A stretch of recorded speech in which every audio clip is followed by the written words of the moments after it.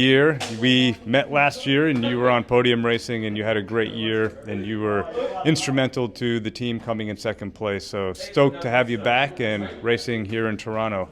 One of the questions we got from a fan was, how do you think about preparing differently for a Supertri race versus a World Triathlon race? I mean, now the level of World Triathlon Championship Series is so high. I mean, it encompasses VO2 max, it encompasses threshold, it encompasses start speed. So you need all of those tools in Super League, and they're probably slightly more pronounced maybe, but they're all essential. And this year and last year and all these years, like, athletes are starting to become stronger and stronger and highly skilled. So I feel that Super League exemplifies the importance of bike handling, VO2 max start speed, and it also makes the swim much more important, and people sort of disregard that in World Triathlon because once you leave the water, you know, like, and you can sit on feet, whereas when you got swim by run and then a swim, if you're not a strong swimmer, that's where you tend to lose some time or even get more fatigued, because it becomes more of an efficiency thing, and you have a finite amount of resource, which is your energy, and if you consume it at a higher rate, let's say because you're inefficient in the swim, that's where you're going to lose the most amount of energy.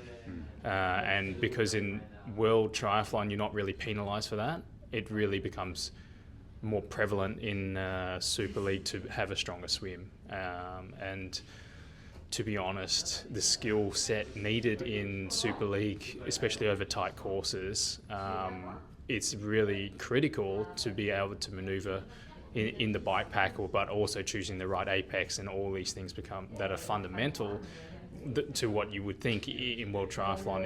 It is then again one step above, and then it really is emphasised at how important it actually is, because positioning and taking the right apex and saving time and not putting down high power is really important.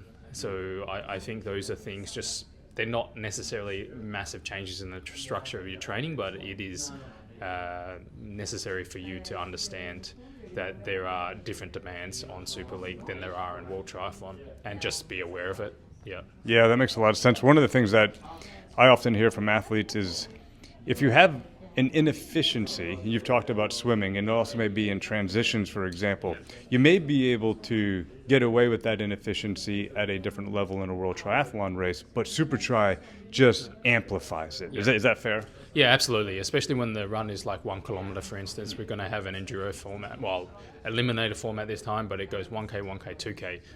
And then you're already talking about world-class athletes. So when you're giving away 3 or 4 seconds in transition, that means you have to run from 240 to 236, and that requires almost like a different athlete. That requires someone who's world-class to world-leading, and you can't really give up those precious seconds, because let's say you are successful in running that pace, it is going to deprive you of energy for the next race. So, yeah.